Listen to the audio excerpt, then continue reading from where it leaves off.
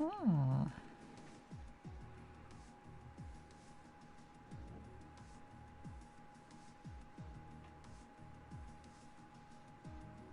for it.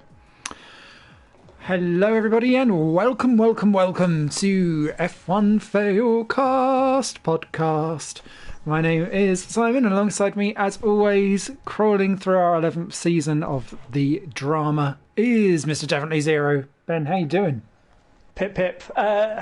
Excellent. I'm way happier now I've realised we're not at Monaco this week, because that's what I've been dreading. Like trying to do an episode with all this new gadgetry I've got and at Monaco. I've also got an ice cold Red Bull, which I definitely needed. Juice. Regular Red Bull? Regular Red Bull. I decided I can't. I thought I was at Monaco, and I thought I can't get too excited. I've also realised that the incompetence continues because I haven't updated the news ticker, so everyone's dealing with 1 month old news. But there you go. That's just how we roll here. That's how long a US election takes these days. Exactly. And when we're done, Nevada's going to have to count the whole thing again. How have you been keeping? Yeah, very well, thank you. I have been enjoying UK, going back into second lockdown. Not that I ever actually left my flat to begin with in the first place. And yeah, I've been diving deep into a collection of racing games that are not as good as this one. So I shall be trying to get myself back again. I've been playing a lot of NASCAR Heat 4 and Tony Stewart's Off-Road Racing. Neither of which I can recommend. Reviews will be coming out soon, but that's the skinny of it. And hey, Manor in the chat, hope well. Don't touch me, you filthy peasant. What are you doing? NASCAR. I thought I raised you better than this, Simon. It was 75% off. Don't judge me. The problem is, though, is what they've done with NASCAR Heat 4 is that and in 3 as well, but I refused to buy it because it looked trash. They done the off-road kind of dirt series and was like, hey, we do dirt racing now. All the Tony Stewart game is they've taken the dirt section out of NASCAR Heat 4 and just gone, hey, it's a new game. And they've made Tony Stewart like read prompts at the screen, and you can see his eyes going across, and it goes, hey, well done for the 50th win. Congratulations. I was like, this is delightful. It's worth, I'll try and get like a montage clips of them or something. It'd be great. Well, I'm glad you've been having a good time. We are also back in, well, it's called Lockdown Light. It's like Diet Lockdown. But it's like all the worst of lockdown with the best bits removed. Like, you can still go to work, and like all the public transport's running, and you can go to the bank and pay your bills and things like that. But what you can't do is go for a pint or eat a meal. Like, you can, and the rules are really strange as well, right? So, we're friends and colleagues. If we wanted to hang out, we could.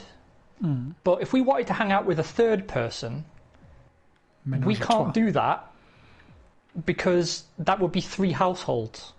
So the limit is, if you're meeting inside 10 people. All right. If you're meeting outside 5 people, which is weird because you'd think it'd be the other way round. Yeah, that don't make sense. That's the opposite of what we've done over here. And if you are meeting, it can only be 2 households. So if one of you has a third address, but you're still less than 10 people, you still can't have a party. It's really bizarre. And like obviously all the bars and clubs are closed. And given Berlin is perpetually monged out on booze and speed and MDMA, everyone's getting a bit agitated. So real life has come knocking, and they don't like it. Yeah. I mean, they can still go for their vegan groceries at the hippie supermarket. Great. But everyone's just buying beer at the corner shop and drinking in the park. Hemp burgers. Or having parties anyway and just relying on each other not to grass. That's what seems to be going on around here. We've had the police come a few times this week to break up fireworks parties. And you can see, like, as soon as the police arrive, like, it's one of them that happened the other day. It was as if someone was just like, fuck it, just let them all off all at once. Because there was just like this massive... And I was like, oh my God. So yeah, And I was like, oh, quickest fireworks ever. It was basically what I'd imagine some kind of impotent lovemaking to end up feeling like for a lady. Oh, well, crikey, it's the Rozzers. You have to make the switch, man.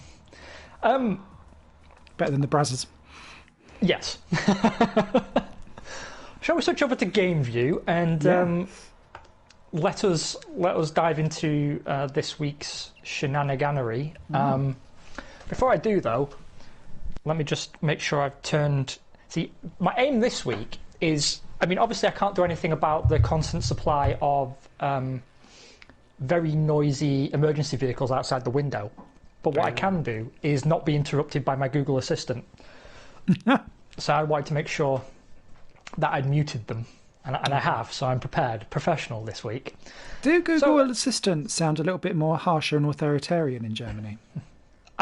No, because I have mine set to English, but I imagine... Okay. I imagine if... I might try it, actually. I might try setting it to German and see what happens. I have ordered the burgers! Doing great for that Brexit divide going on. Sorry, everyone. Yeah, you're really helping build bridges. Is it going to rain? It looks like it wants to. I find with this game that sometimes it just looks really dark for no reason. But yeah, it's sunny and dry all the way through. Oh, well, Spain historically attract you better than me at. Yes. I'm not a fan of Sector 3 in particular, where I lose a shitload of time. Whilst we're chatting... Oh, sorry, go on. No, go for it. I was just going to say, I was also about to complain about Sector 1 as well, because I find it very hard to set up for fast, long corners. Mm-hmm. This has always traditionally in this game been the... maybe over 50% races, but I've not done too many 100% races in this version. But this is one of the very few tracks where I can't run flat out because the tyres overheat, and I can't get it into my head to not drive at maximum attack. So I always struggle on really long races around here, but I can kind of get away with it short term. I have the same problem actually.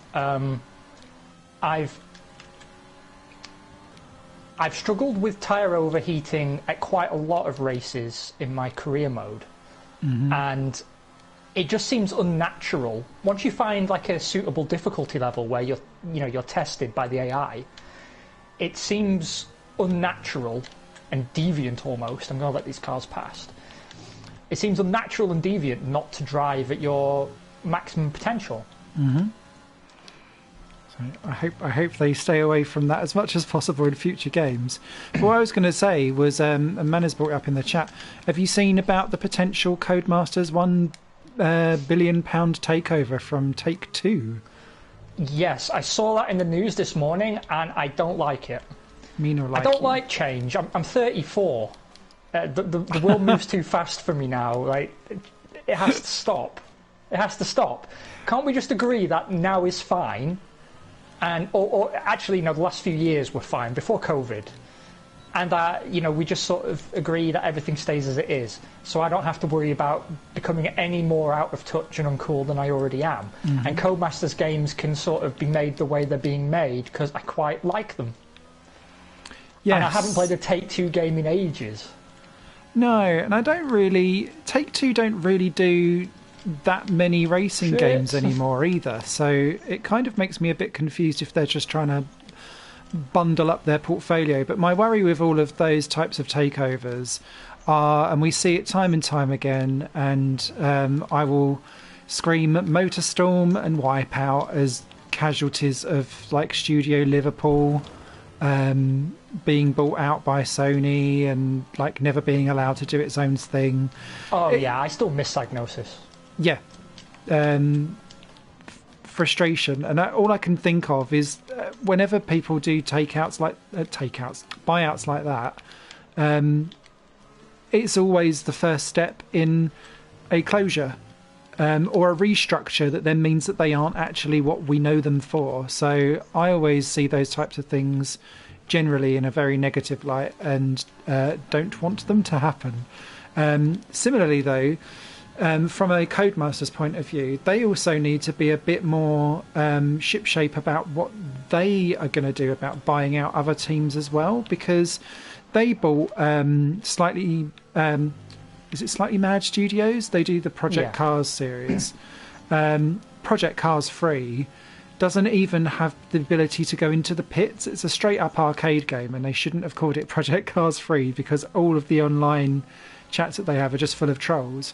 But again, it's they've been buying up other companies and kind of taking on their toot. But I'm not necessarily sure if that's actually strengthening their business so much. And it kind of leaves me a little bit confused as to what does Codemasters want to be outside of like their couple of flagship series that they have. Well, they almost went bankrupt. Yeah. So I don't know where they found the money to start buying other studios. And I mean, I don't understand how they got into such financial trouble. Because generally their games are pretty well polished. Mm-hmm. I mean, I know people complain about the bugs, but compared to some studios, and like the Dirt Rally games are fantastic, the F1 games are great, and they've got the casual Dirt games plus Dirt Rally, so they're catering to all different kinds of demographics. Yeah, and Grid as well. So they've got F1's got a very wide appeal. Dirt Rally is perhaps targeted a bit more towards people who want a more simmy feel, but you've also got the casual Dirt series, so their games have kind of a broad something for everyone appeal. And the lobbies are always full, so I don't understand what they were doing with the money. No, I don't know how much if an F1 license bankrupts you somewhat, trying to make sure that it kind of clears the way. But yeah, when they couldn't afford to do F1 2014 on the PlayStation 4 and had to do it on in 2015 instead because they were that close to going under. Bizarre, but yeah, it reminds me from the outside looking in at least of Telltale Games, another company that should never have ever been near close to getting bankrupt and going under at all. And they needed to be saved because of poor finance spending. And if anything, throughout 2020, everyone needs to learn to be leaner and meaner. I mean, my God, my own day job at the moment. Apologies for this, a random tangent.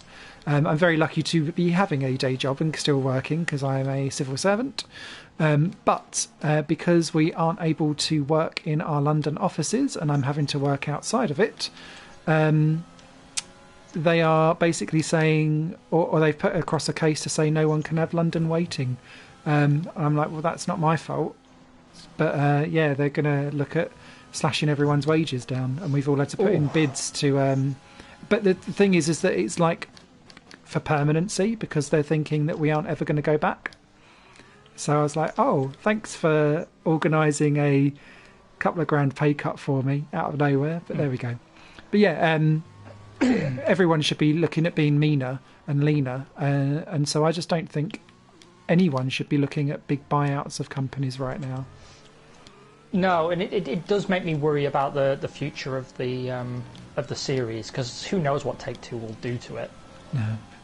F1 Race Stars 2? Oh, if we can only dream. Love that game. Right, this time I'm going to do a lap and not nearly bin it in the DRS section. Boom. So what have we got in the F1 news bag? Because we've had a couple of really interesting races around some new and returning circuits. And I have to say, I've been loving the return to golden European circuits. Even though Portimao is new, it's just Estoril 2, the Revenge to me. Yeah, the Revenge of Estoril. That's a pretty good... It's a pretty good... Oh, bollocks. I've already screwed up this lap. How did I do that? I really enjoyed Portugal. I also have always long had a love for Imola, so I was pleased to see that back, and I kind of think it should be back on the calendar, generally speaking, to be honest. Although Portugal, I would say, obviously had a very chaotic start, I thought we were treated to some generally very, very good races and some interesting results. What I will say, though, is I've been feeling very bad for Valtteri Bottas. Oh, yes, it's all kind of started to unravel for him, hasn't it? It has. He's been in a difficult position, and I don't know what's going on, but I think he might be starting to slowly unravel mentally because he's grown a Keke Rosberg moustache. We all know that when the facial hair comes out for an F1 driver, it generally means that the chips are up, doesn't it? Yeah. But yeah, I tell you what, we'll do some race reviews in a little bit, but let's dive into the news bag now. Something that came up while we were off air and has resolved itself in the meantime, but I still wanted to talk about, was George Russell potentially have been dropped by Williams' new owners. Mm-hmm. And the word on the street is that they actually were going to drop him, but Toto Wolff spanked some botties, and now his contract's going to be honoured. And this makes me, even more than I already did, grossly dislike Williams' new owners. Oh, you were coming in as well. Okay. Yeah. I still think that there might be a bit of an old Perez kind of greasing the wheel, basically, to try and get him into the Red Bull seat, which I think is where Perez may well end up, actually, for 2021. But it would be interesting if Red Bull were like, no, we're going to stick with Albon, or we're going to bring in, I don't know, Jean-Eric Verne. I'm trying to think of someone. Jaime Alguersuari drops off a DJ set. Boom! And then I think Williams would have gone, oh, Perez, you beautiful beast, come spend your Mexican pesos with us, my lovely. Then that would have really annoyed me. But because what it would have done is if they would have bumped George and not Nicholas, it shows that they are running it for profit, not for sport and success. Yeah, but I mean that's been my presumption anyway. Yes. They're there to asset strip the business and make what money they can. Because if they cared about the team, there's no way they would drop a driver who's consistently got a car into Q2. That shouldn't be there. I mean, he's been out qualifying Vettel. He's, I don't know, I see big things in his future, and the idea that they would even think of dropping him just seems mad to me. But thankfully Toto Wolff had his back, and he'd said, well, you know, if Williams want to break the contract, fine, but we will get you a seat somewhere. Like, we'll make it happen. Which made me wonder if they were going to sort of push Bottas out of the door briefly. Because I honestly think if that was a decision that they had to make, I think they would make it. Like, if only Bottas or Russell could stay in Formula One, if they had, you know, no pull anywhere, then I think they would drop Bottas to keep Russell in. That's the feeling I get. But interestingly, what's also been announced is that Mercedes are taking a 20% holding in Aston Martin. What? I've missed this. Yeah, Mercedes are purchasing 20% of Lawrence Stroll's car company, and thus the F1 entry. So that tells me George Russell at Aston Martin.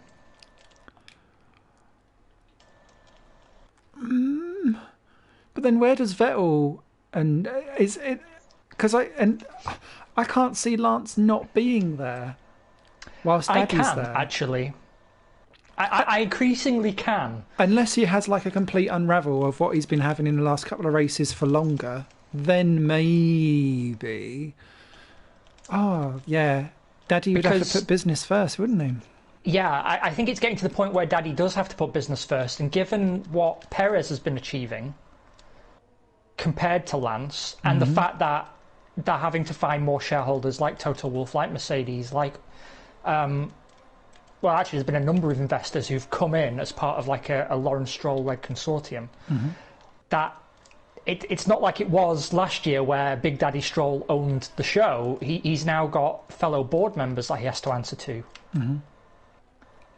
And they're also at a point in performance terms where a driver bringing money is not necessarily the most interesting thing for them. You know, they're getting good prize money. They've got a solid sponsorship portfolio. And actually, I shouldn't say this, but I'm going to because I don't ever reveal where I work. But my company was approached by Aston Martin F1 to be a sponsor. Oh, wow. That'd been nice to have had your little cheeky grin on the side of the car. Yeah. Put it on the front nose. I said do it, but yeah, we didn't see the appeal apparently. Or we couldn't afford it, or both, so it's not happening. But they proactively contacted us, and I was so excited. Aww. But yeah, not happening. Manners popped in the chat. From what I've read, the shares are strictly for the road car company, and the F1 team is totally separate. How true that is, though, is another matter. That's interesting. Yeah, because there's all different buckets, I guess, that different things all kind of... It may very well be separate on paper, but the fact that Toto Wolff is a shareholder and Mercedes are too, there's got to be some F1 interest in there, because why would Mercedes want 20% of Aston Martin? Yeah, it feels they make strange. cars in the same segment. Aston Martin already buy their engines off the shelf. Like, what's in it for them? Aston Martin's been a car company that's been struggling to keep its head above water for a while. It doesn't have any interesting proprietary tech that Mercedes need. It's not like an established electric brand or anything. I'm sorry, like it just, to me, it reeks of some sort of F1 Piranha Club backroom dealing. Yeah. Wodge says Stroll can go to Le Mans or something. Yeah, of course he could. I mean, don't get me wrong, I actually rate Stroll. He's just having a hard time mentally right now, but you know, even if I was his dad, the sex badger, I genuinely would find it hard to pass up a Russell Perez partnership, definitely, or at a push, a Russell Vettel partnership. Although I still think them signing Vettel is going to prove to be a mistake, because I don't know. I just think he's lost it. I think he's lost his edge. I completely agree. Buggered that up. Where are you? I need to go on board with you. There you are.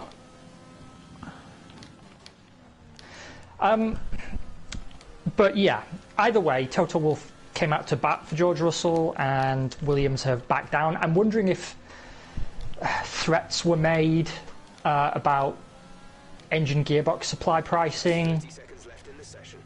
Yeah. Like some strings have to have been pulled, because the shareholders, the new owners, actually apologised, because at the first race after our last podcast, they basically said anything's possible to the media. Yeah, his reasoning for not clearing it up was terrible.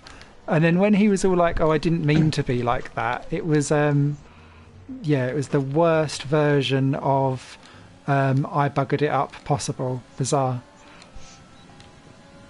Yeah, it sucks. You're being held up there, aren't you? It's alright. Wasn't too bad. Oh, I wasn't good enough to beat Verstappen. I was second when you crossed the line, but I don't know where I am now, because you know how this game is. I went second. Oh, you cheeky swine. By a fraction of a second. Woohoo! Yeah, actually, a fraction of a tenth. I heard through turn one, lively power side. Yes, it was. Whew. Shitty bum times. Squeaky. So, yeah, confusing. But going back to the Red Bull seat for a minute, I actually could see them sticking with Albon. Do you think he's only there because of his Thai backing? No. And I get the feeling that because Red Bull have a full data set in that car from him and Pierre,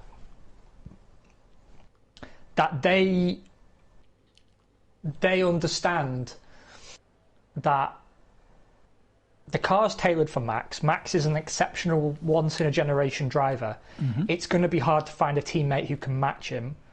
And I get the feeling that Alex's data looks better than Pierre's. Agree. In that car. And his results were better. I know people say, well, Gasly's scored almost or maybe now more points in an AlphaTauri, but it's a different car. It suits him better.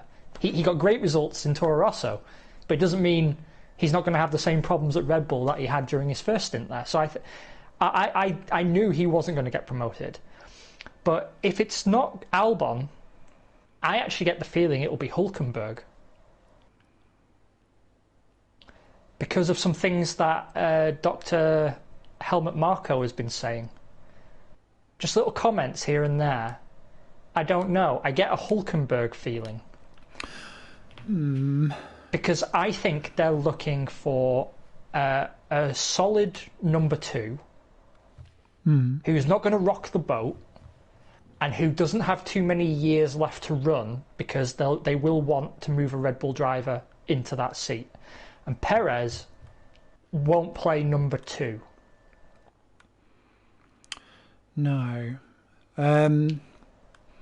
That's my honest feeling. I mean, Perez would make a lot of sense too because he comes with a lot of money and his sponsor portfolio and Red Bull's current one don't really overlap. So it would make financial sense, but I think they're more concerned about bringing home points regularly and being secure in a championship challenge. And Hülkenberg's a safe pair of hands, and he's just happy to be there. Do you know what I mean? Yeah. I don't know. It seems like it could be such a curveball from any direction. And I could see Hülkenberg there. I could see Perez there more personally.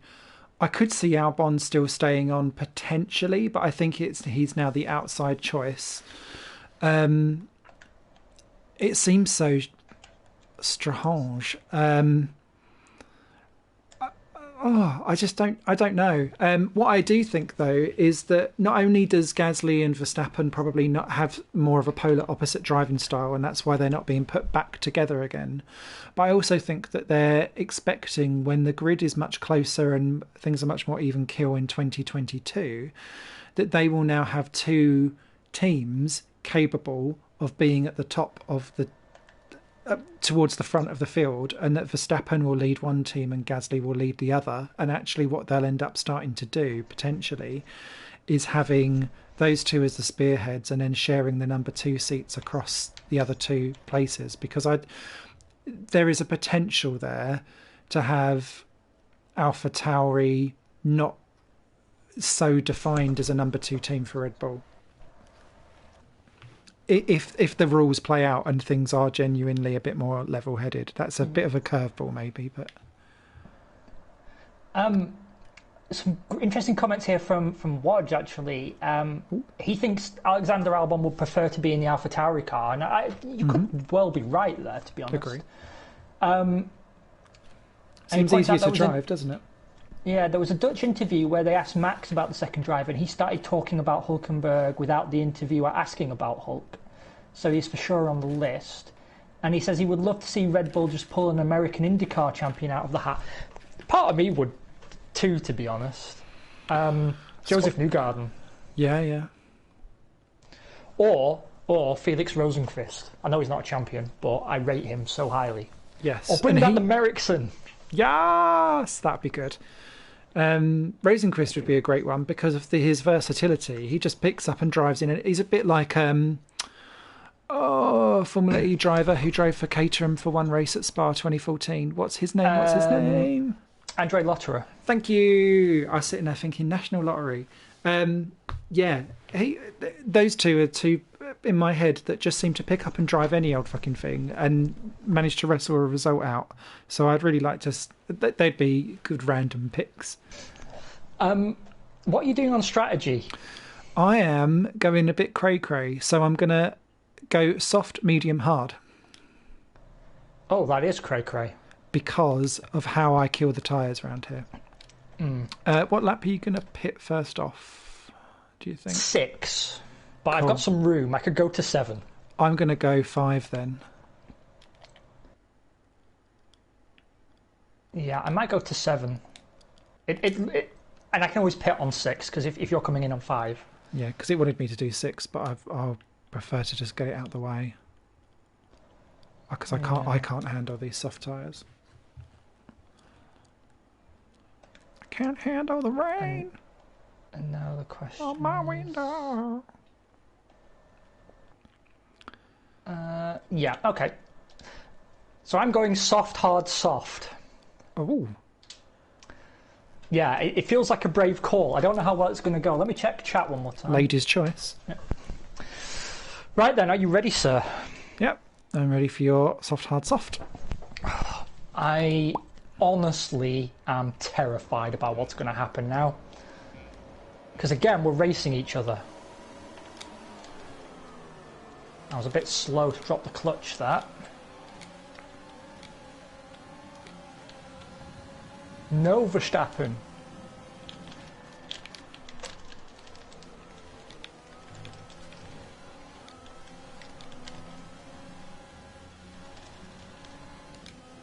Oh, you're so much faster than me through Sector 1.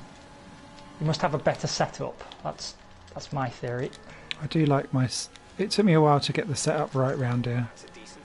I'm also on mix 3, but...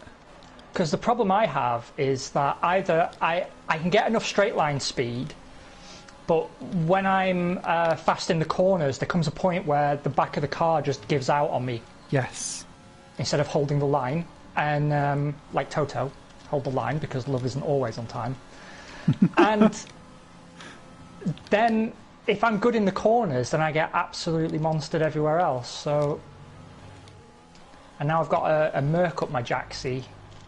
And he would have got me if DRS had been enabled, so I'm going to have to start trying to pull out some kind of a gap like you're doing to me. I think it's going to be an interesting race though, because we both started clean, so there's no, race ruining lap 1 damage like we normally have. Yeah, what kind of alternative podcast has this become? Yeah. God damn, you're fast round here.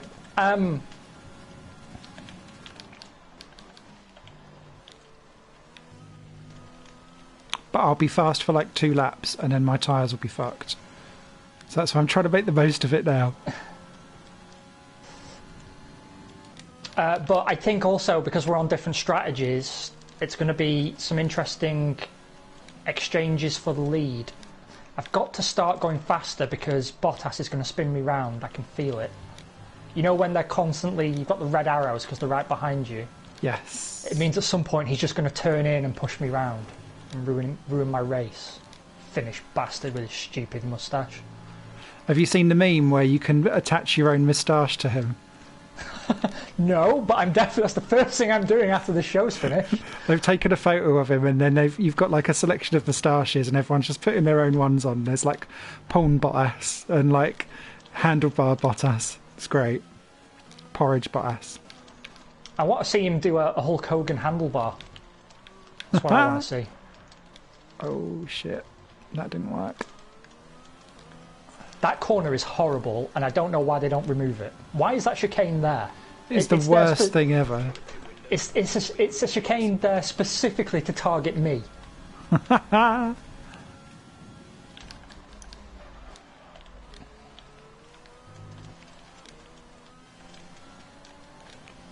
Right, I'm playing the long game now. I don't want you to get too far clear of me, but I'm not going quite so hard. Make sure my tyres don't go off, and then I have to make it count on my hard stint.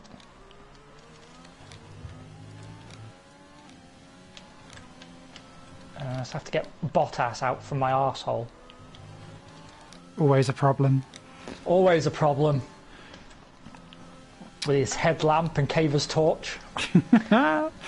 Which So talking about, we was loving the classic tracks of Portimao and Imola, and we've got Turkey coming up as well, which I'm super looking forward to.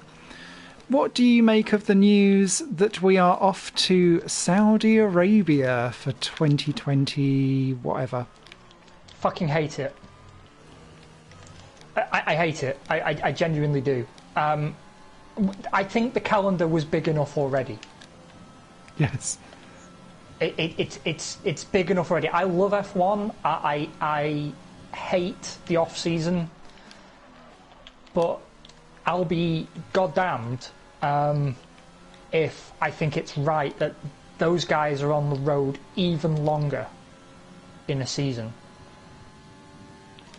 And you know they're doing all this token talk now about, oh, we need to address the cost problems because of COVID and because of Honda's pullout, and we promise we will. By the way, you now have to fly all your gear to Saudi Arabia for a race. You know, I know it's a bit. I'm gonna get called a Eurocentric colonialist racist by people with blue hair, but I wouldn't mind F1 returning to its old style for a few seasons, with most of the races in Europe, and then maybe Kyalami, Interlagos, Suzuka, just to keep the costs down. All the teams are in Europe. I know it's a world championship, but just for a little bit, just so the teams can get back on their feet financially after all this fucking disaster. Yeah, there's something for me around that, as well as kind of making sure that everything aligns, because I always find it really wasteful that we just do one trip to Canada and then like return. A random trip to Canada and then go back to Europe. Yeah, it's so stupid. Why isn't it so that like you continually go round on a tour almost, so that Canada and America are together, or you do South America and Mexico and Canada as like a block. Now there's enough space between them lot geographically so that you don't trip over them all, if that makes sense. Whereas with other circuits perhaps it's a bit more of a problem maybe, but even then, like, you'd have Japan doesn't have to deal with Malaysia anymore, so that's not going to be much of an issue, and Malaysia doesn't have to deal with Singapore and vice versa. Vietnam might be a bit of an issue, but let's face it, that's just going around a car park anyway. So yeah, I'm a bit I feel like we should be. Oh shit, I've got a 5-second penalty for speeding the pit lane. No. He says pretending to be devastated. Sorry, I'll get it. I'll get them next time. Gadget. I couldn't see where I think the actually pit exit was. The return from Canada, I think, isn't that a hangover from the old days of F1? Because Monaco was like the big deal with the sponsors, and the teams wanted to be able to go back to the factory for upgrades. Yes. Before Monaco. That sounds. So I think that's just a tradition thing.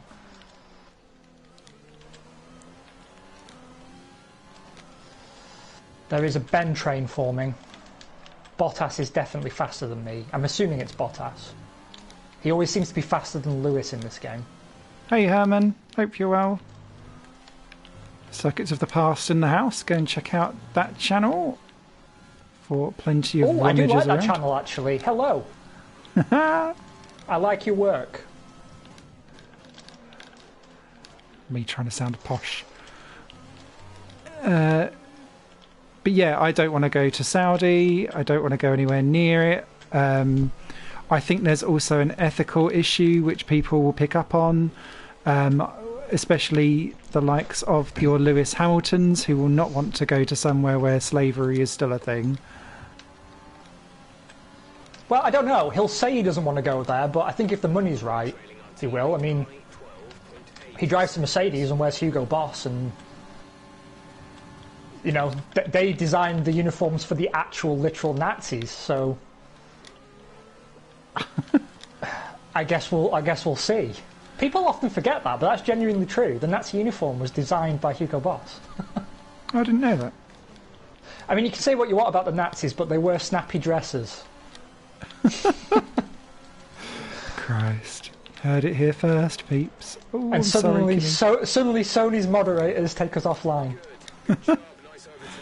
They were listening after all. Why am I on medium tyres? This isn't the deal.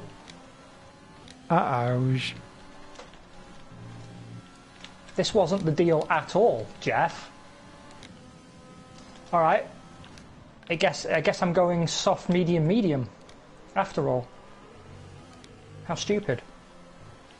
It did claim it was 5 seconds faster than my strategy, but I also think that's a lie. Oh, the back end is very, very loose. Oh, shit. How did it let me keep that position? I mean, I won't complain, but that was terrible, Simon. The game's got some funny characteristics. I don't know if you saw, there was an onboard released from the F1 esports competition where an Alfa Romeo failed to leave space for a Ferrari and like clipped him into a barrier, and the Ferrari just sort of vertically took off and disappeared. Amazing. Physics. Yeah, what else has been going down? So Yuki Tsunoda had his first test with AlphaTauri, but he got into trouble for being a very naughty boy. If you follow him on Instagram, you will see that he posted a photo where he'd received a box full of AlphaTauri teamwear and race overalls, and it was far more than you would need for a test day. And he got told off, and the tweet got deleted. But I think we can say Tsunoda at AlphaTauri #confirmed. Because they sent him a lot of clothing. Amazing. Yeah, I kind of have been assuming that for a while, that's where he will be ending up.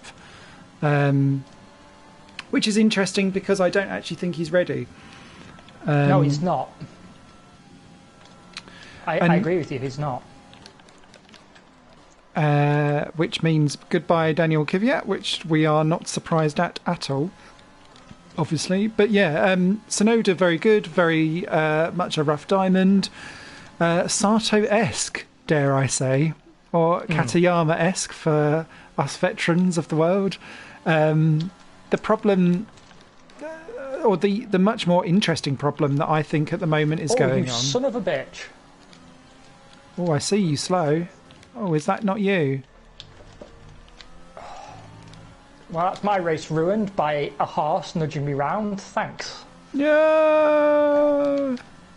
I got round the outside of him, and yeah, he just gave me the slightest of nudges, and that's enough in this game, isn't it? That is true. I was being quite arcade-like with my dives. What is going on with my tyres as well? Oh, the rears are totally overheated. That's why I've got no grip. I wonder if I can, if I pitted, I wonder if I could put on hards and just make it to the end. Probably need to go a bit further, don't I? I was going to do one for about 16 laps. Yeah, this isn't going to work. This isn't going to work at all. I've just spun again. And I've beached the car. No! No! The car's beached. How have you managed to beach the car? I'm on a sausage curb. I'm going to get disqualified. Oh, I have to retire. Do you need me to come and save you? Give you a little nudging. Oh, hold on. Oh, wow, but my race is ruined. Definitely. What about pausing and seeing if the AI gets you out? Yeah, I can't drive this. my rear tyres are red and everything, but it's fine because it means I can concentrate on the podcast. That's our first DNF of the year. Yeah. And it's me, but it's the best race it could have happened at, to be honest, because you didn't score last round, and this puts us close again in the championship. That is true. That is the first time in 10 years that I have beached the car. Surprised it can be done. Well, I didn't think it could be done either. But yeah, I guess I was a bit too aggressive on the throttle when I was spinning the car after I got nudged by... Yeah, it was Magnussen. I was going to say it must be Magnussen because I had to get round him. Yeah. So, strange running order at the moment. Lando Norris is the race leader for the moment. Pierre Gasly is third.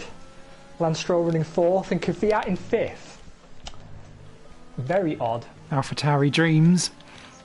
Tell you what though, Magnussen, they've got the AI right on him because he's the driver I have the most trouble with in this game. He's very aggressive when he's defending. And the contact we made was very uncool. Still though, I'm sad that he's lost his ride for next year, which is something I definitely wanted to discuss with you. By the way, Joe Biden has won the presidency. Oh. For anyone who's watching along at home. Live on Failcast. Yeah.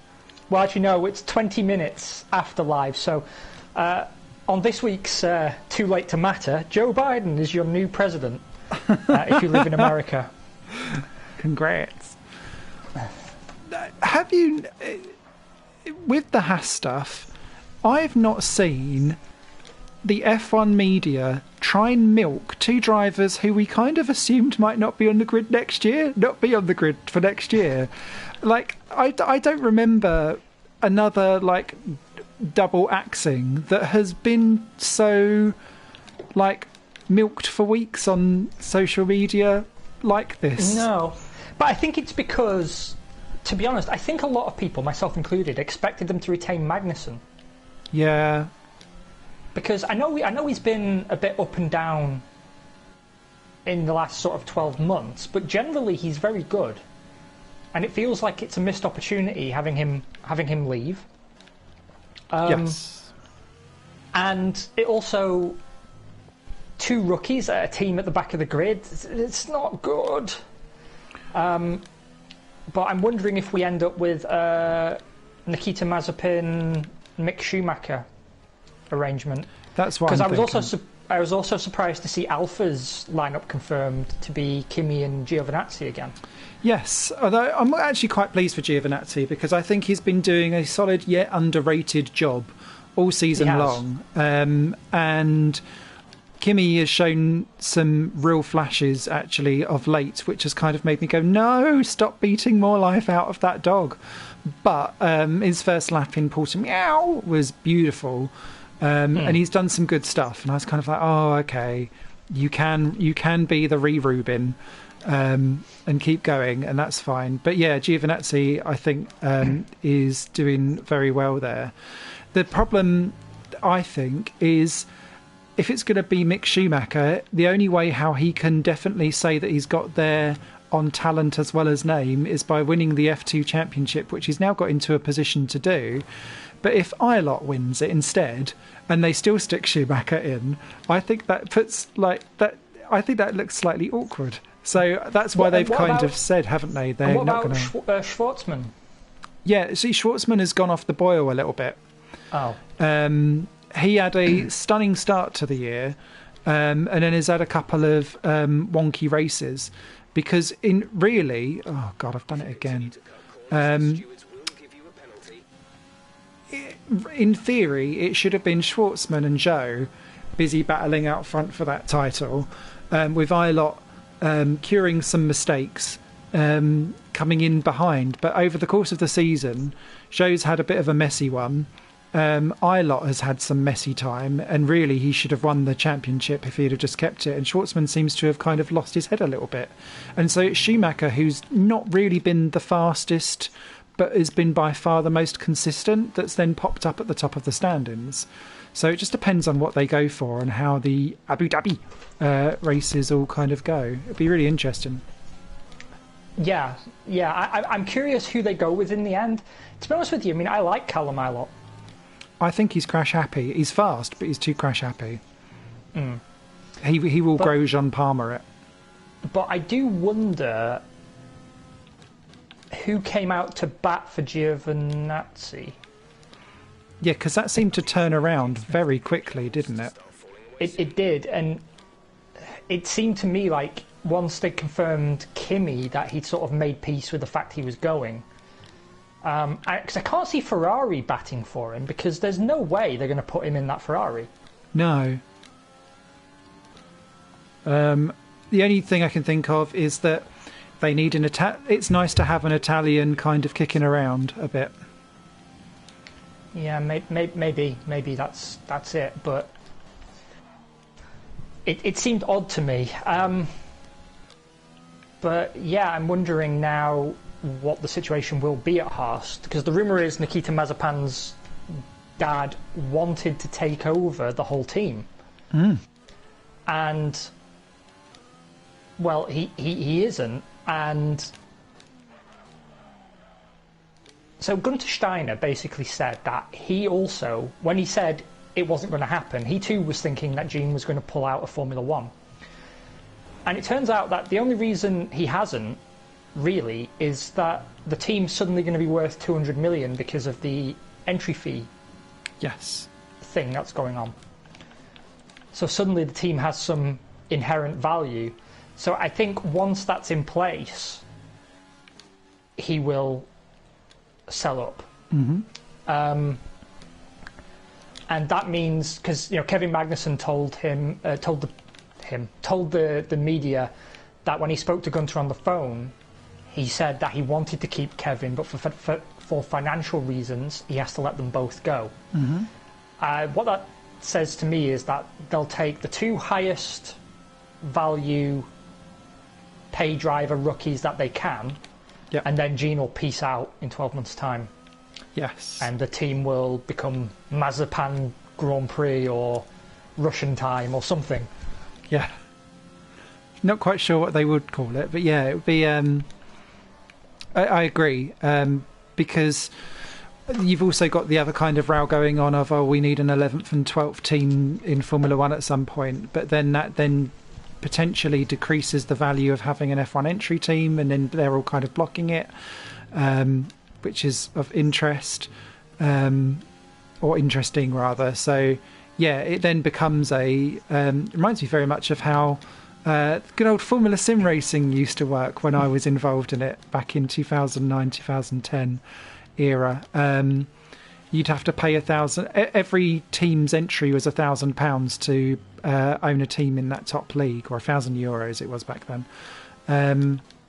And you pass the entry fees around, but those entry fees would always stay the same no matter kind of what state everything was in. Those were the days. Wodge is asking what we think about the plan to alternate F2 and F3 next year. Ooh, because he feels that if he bought a ticket, he'd want to see all three. I think it's strange, but because... Come on, hang on, boys, bear with me. Go now. Cool. I get why they're doing it. I think the slight confusion for me is that they've done it in an interesting way, because actually, when you look at... Bear with me. No, Hamilton. Just no. When you look at how those teams all run, everything except, I think, is it High Tech? No, Genza, sorry. Genza is an F3 team only. Every other team in F3 already runs in F2. So what they've basically said is that all of the people can basically work both teams, because they've got pit limits of like 12 or 8 people to like run the pit crews for those teams in a season. So what they've said is that instead of having 2 teams worth, they've effectively halved their workforce, which means that they can survive for longer. But they're still now, but instead now, very similar to what you were saying about Saudi Arabia, now instead of travelling to 11 destinations, they're now travelling to more. So what they lose in, or what they gain, in staff revenue, they lose in travel. So I think it's a bit weirdly swings and roundabouts, and it's all kind of much the muchness. So strange.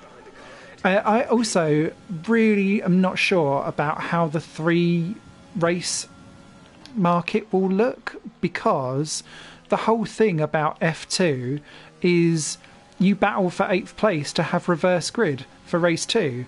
So what are they going to do? Have a sprint race, feature race, complete reverse grid race, which is what they implied in the F2 blog, which I know I kind of like, but I kind of dislike as well. What is their hard on around reverse grid races? Because there was a whole strategy around you kind of, if you'd had a shit qualifying, you'd aim for 8th, because then that would salvage your weekend, a bit like how BTCC would work. So I'm intrigued. I get why they've done it. I like the fact that in principle and in theory there will be more races for both, but my jury is out until I see how the actual race format works, and I don't actually think it will save them money at all. No, me neither. Again, I'm with you. I understand the reasoning behind it, but I don't necessarily think it was a smart thing to do. If they're going to also add to the calendar, and there's all kinds of other complications coming in. I mean, we switched to the new tyres next year. I don't know. The whole F1 ladder is a bit of a mess right now, and I still think Formula E is probably the future. Speaking of Formula E and its sister series Extreme E, which is the electric off-road series, I don't know if you saw, but it hasn't started yet, but both Lewis Hamilton and Nico Rosberg have founded teams. Oh, really? Yeah. And Rosberg has sort of shamelessly copied the colour scheme from his championship-winning Mercedes, so it's all silver with like minty toothpaste green piping and stuff. Amazing. But it's kind of cool though to see like veteran drivers investing in a new form of motorsport, creating seats, creating engineering jobs. So well done to those guys. And I'll give Extreme E a try. I mean, I like Formula E. I'm sure Extreme E will be good. It just sounds like something that I'd probably have some unexpected asking for on a dance floor. I mean, the thing is, though, it kind of feels to me like top-tier global motorsport at the moment needs to kind of hit a reset button, almost like we need a year off and like a refounding, where we, without having to adapt current regs to new regs and, think about today's problems, just blank piece of paper and talk to car manufacturers, talk to fans, and instead of like this hodgepodge incremental changes when things look like they're getting out of control, actually sit down and say, okay, Honda have pulled out, no other car company wants to touch these engine regulations. The car companies that have touched these engine regulations don't want them to change because they were so expensive. What are we going to do? And you weigh up the pros and cons. Think about the weekend structure. Think about travel expenses. Can we rework the calendar to minimise travel costs? What can we do to keep the racing entertaining? Not too sanitised. Because the more they've limited things like refueling, which they did for good reason, and the more strange rules they have, and the VSC and things like that, the more it can kind of disarm the racing a little bit. And I just think there's a lot of scope for improvement, but we're too scared to have the conversation. Yeah. And so they rely on crutches like, let's do reverse grid races, and it's like that's not an answer. No.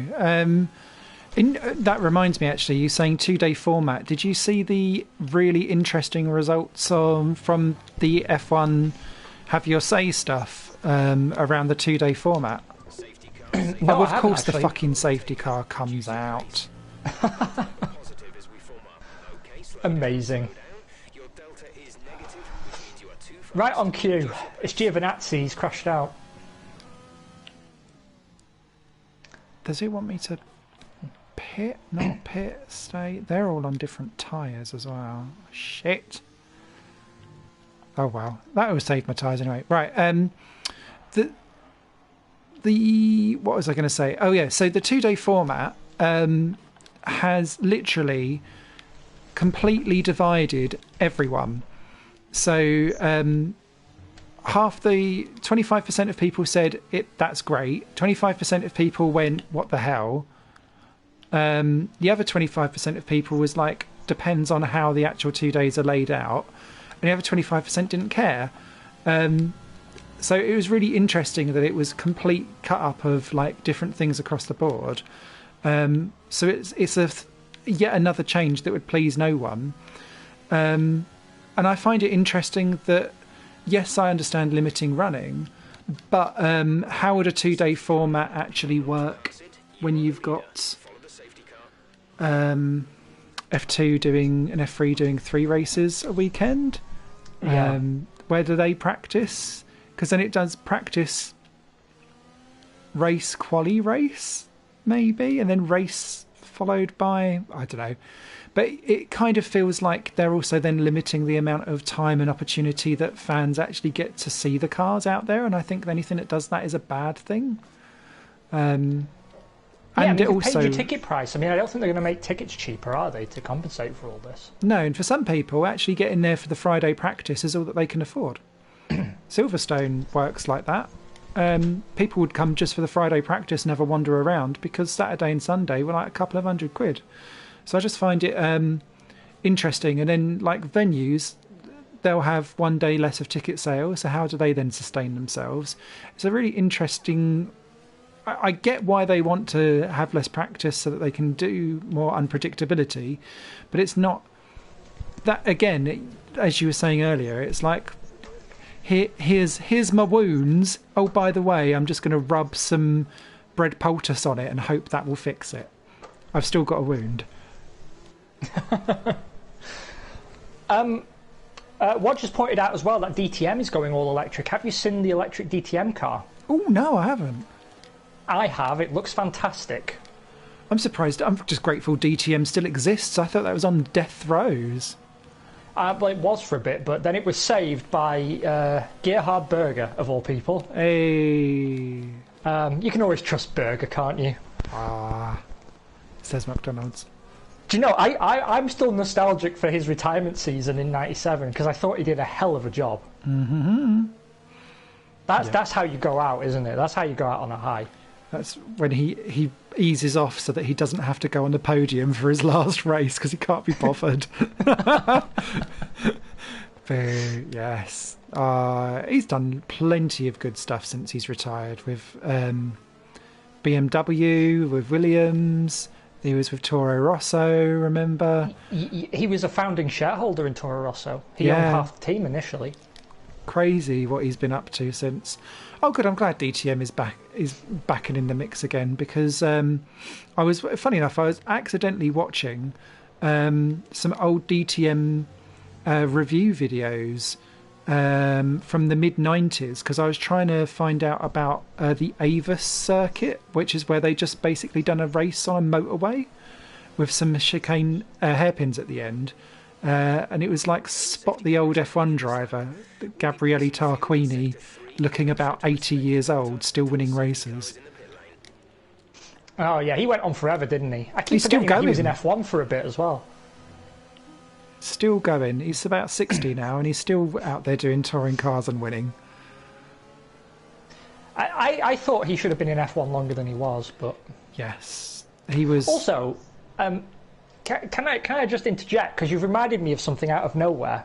Oh. we often talk about liveries and F1 cars that we love. Can I just say that I'd totally forgotten all these years to mention the Lamborghini 121. Oh, yeah. Because it popped up on my feed the other day and I was like, God damn, that's a good looking car. With the dark blue livery and, it was a good looker. Is it Nicola Larini drove that? Larini drove that one, Van yeah. der Poel, yeah. But I always confuse Larini and Tarquini. Too many Eenies.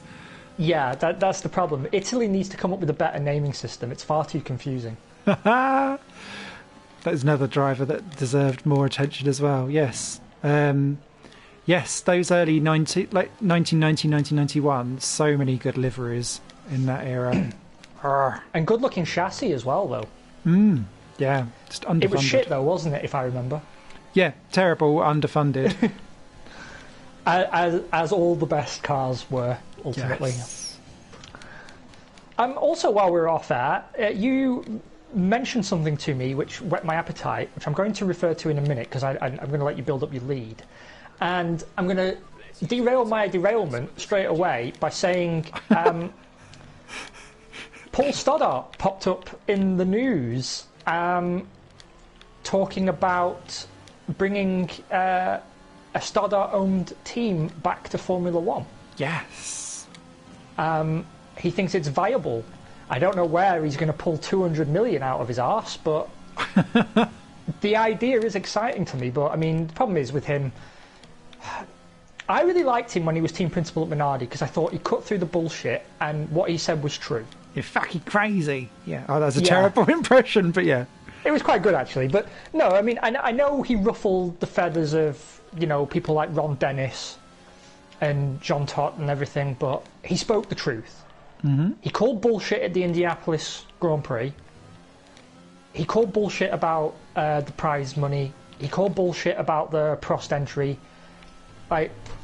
I've got respect for his time in there, but everything he's said since, you just never know if it's hot air or if it's genuine.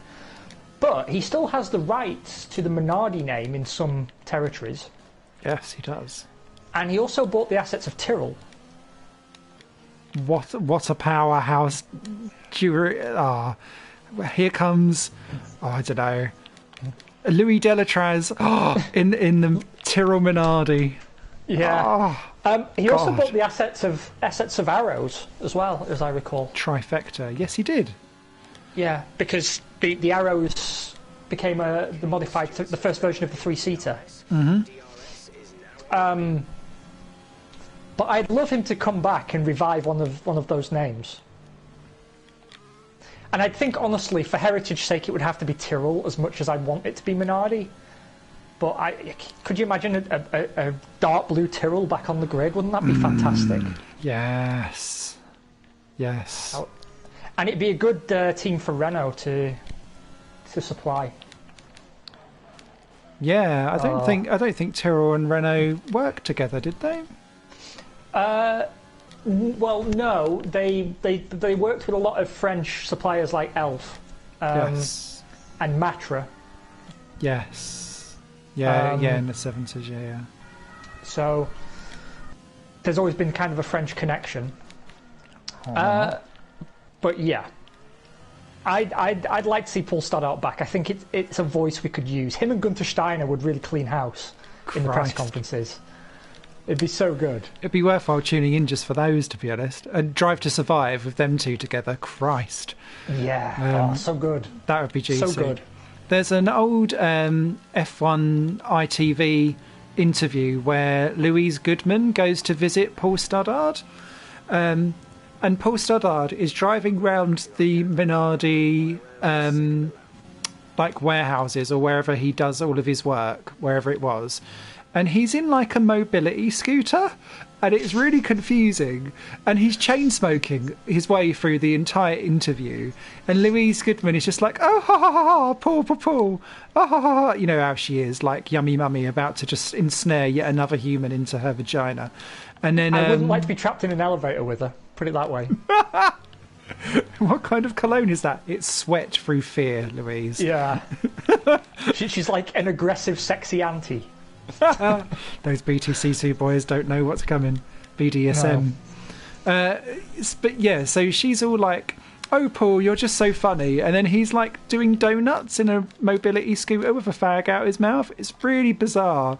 It's on YouTube. You should find it somewhere. I mean, but of course he's a little bit unhinged, because this is the sort of man that bought Minardi with his own money.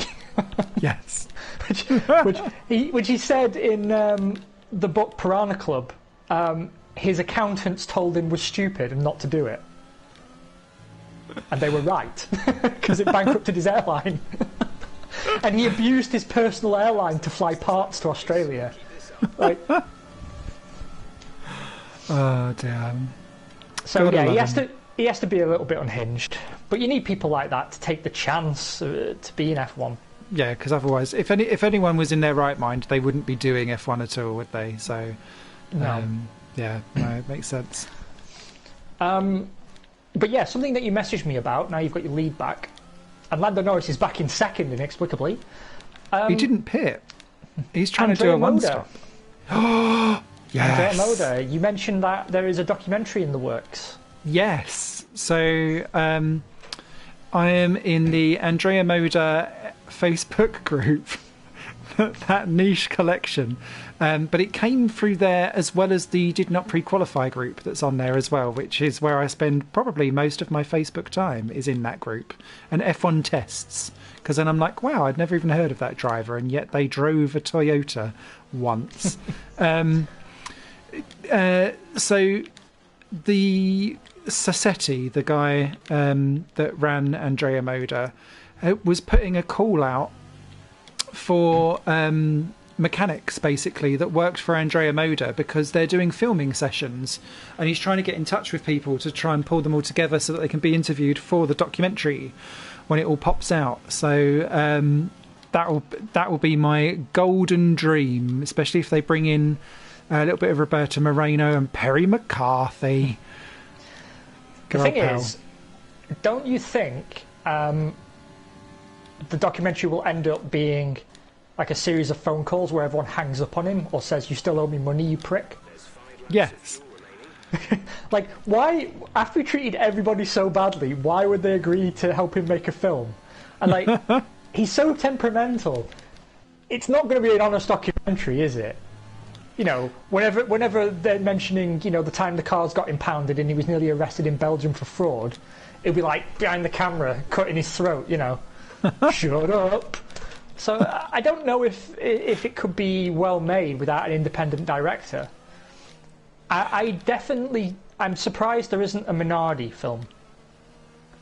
Yeah, because I really think there could be. There's such a good story there, and Giancarlo Minardi is still sprightly and hanging around, and you know, some of his staff still work at AlphaTauri. Like there's so much potential there. Yeah, no, there is. And like all the emotional highs and lows that team had. Some grand stuff to come out of that one. And there's talking of good films. I watched Ford versus Ferrari. Actually, very good film. If anyone wants to see that, about the 1966 Le Mans. And then I've seen that there's also a Netflix documentary called The 24-Hour War, which was not as good. So I definitely recommend Ford versus Ferrari if anyone is interested in that great film. Lots of good car porn. I should look that up. My favourite sort of non-fiction F1 film still remains One, Life on the Limit. Oh, that is superb. Because, you know, it spans such a breadth of time and all the different eras, and the interviews are fucking first class. Mm-hmm. But, you know, also, you know, the Williams film, you know, since we're all back in lockdown, the Williams film is good. The McLaren film is also good. It's not as good as the Williams film, in my opinion. Agree. I haven't yet seen the Ferrari film, but I definitely should. But One, Life on the Limit is definitely worth a watch. There's a great Ferrari film which only covers between 1950 to 1960, I think it is, and it follows 5 Ferrari drivers, and basically 4 of them, I think, die behind the wheel. I think I'm trying to remember off the top of my head what the name of it is. I've got them all in a little box somewhere. But because it was right at the very formative years of Formula One, I wasn't really aware of much of it. So it felt like I was finding out stuff for the first time. But it was really artistically all put together and quite. So it was sensitive to what was kind of going on all around it as well. So yeah, really interesting.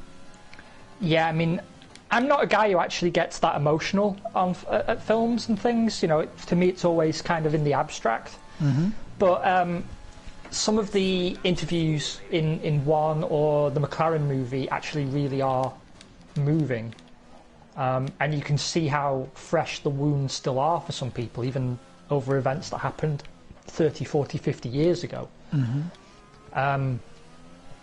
And, you know, things like Piers Courage's death affecting Frank Williams or Senna. Francois Sever at Tyrrell. I mean, that's a horrible story as well. Like, you know, the guy's rushing to the scene of the crash, picking up his helmet and then finding his head still in it. Like, fuck me. And Bruce McLaren's death. Yes. The mechanics that were there then, like, they still get very emotional thinking about it, and you forget how lucky we are these days that the safety is at the level it's at. I mean, I know we still lost Jules Bianchi, but I mean, which super reminds me, actually, have you seen at Imola the footage of when they released cars around from the safety car and there was still marshals on the track? Yes, fucking excusable. It was awful, and I think it was Grosjean it was Stroll, sorry, didn't even know that they were on the track and come speeding out of Piratella, and I was like, really, really nasty. And the reason why that popped into my head is that it was on BBC actually. They done a Tom Price documentary, which was really, really interesting because I didn't know anything about him apart from what happened to him in Formula One and the way how he died when he hit the marshal of the fire extinguisher. But yeah, it was echoes of that, and I thought, oh, come on, we've not learned anything when that all kind of pings together like that. No. You know me, I hate to generalise and stereotype, but the Italians have a very loose relationship with rules and regulations, and I think Imola, having been off the calendar so long, I don't know if they use marshals from other tracks or what, but I think it was just a slip up from somebody not thinking. But it was scary.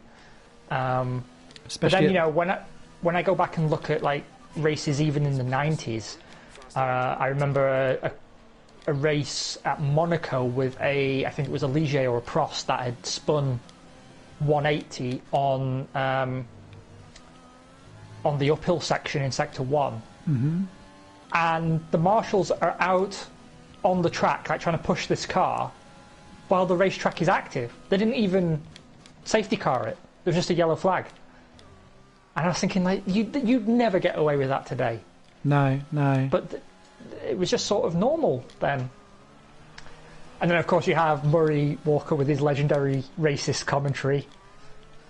The little Japanese... diminutive Japanese driver Ukyo Katayama, the finest Grand Prix racer that Grand Prix racing has seen. Love that quote.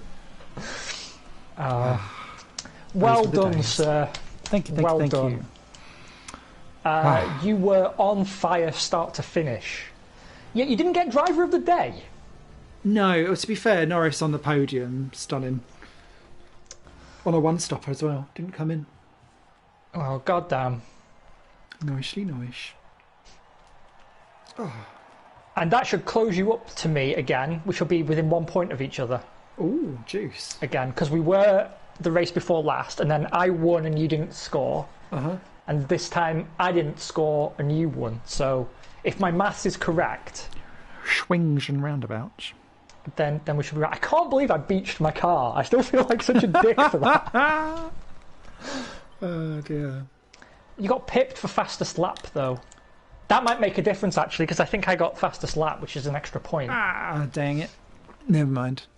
Bottas, Norris, Verstappen, Gasly, Stroll, Kvyat. Yeah, so loads of people just stayed out and didn't do their second stop. Interesting. I didn't realise you could one stop here, to be honest. Oh, but they'll be the ones who started on mediums and just go medium hard. Yeah, and then would have safety card it and clung on.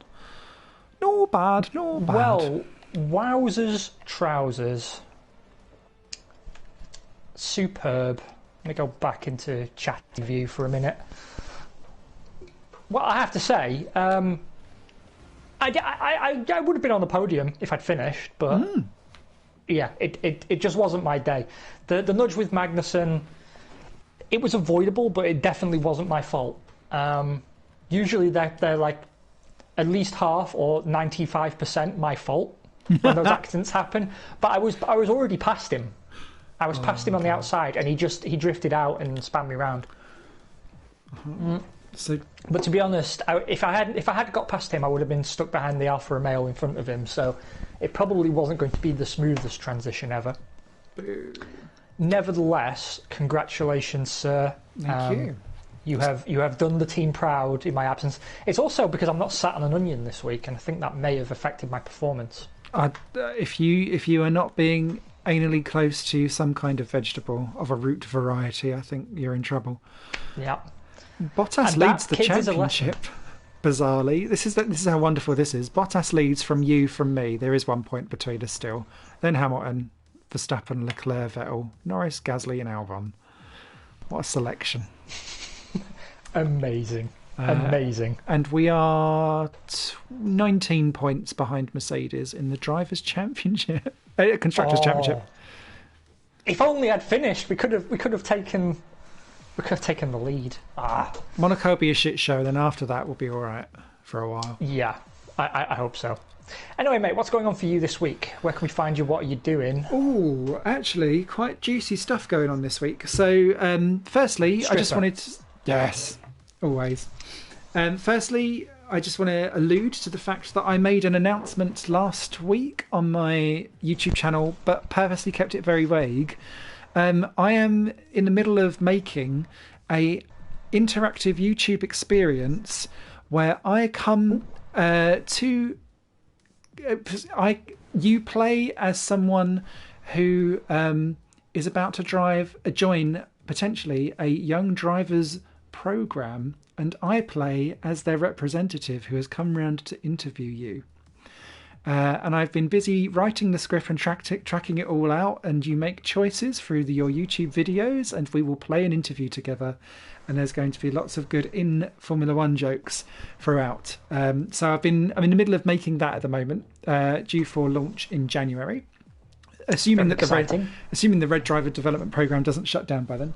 But aside from that, Planet Coaster Console Edition arrived at my doorstep today, and it's not released till Tuesday, so I feel like a live stream of that's coming on tomorrow, and then plenty of other reviews during the course of the week. I was going to be buying Fuser, but then I saw it was 60 quid and went no. So fuck that noise. Yeah. Apart from that, in this economy, no, all good. How about yourself? Nothing. I'm going to be working. It's the busiest month of the year, so I'm going to be head buried in my laptop, I'm afraid. But have fun on my behalf, and I will try and live vicariously through you like an overbearing parent. Dance and wear your makeup. Other than that, all that remains is to wish everybody a fantastic week. We hope you enjoy the race in Turkey, and the weekend is kind to you. Defo. As ever, we're pathetically grateful to everyone who joined us live or on replay, and we see you in 2 weeks' time. Yes. Take care, all. Love you. Bye. Mwah, mwah, mwah, mwah, mwah. Getting me all excited.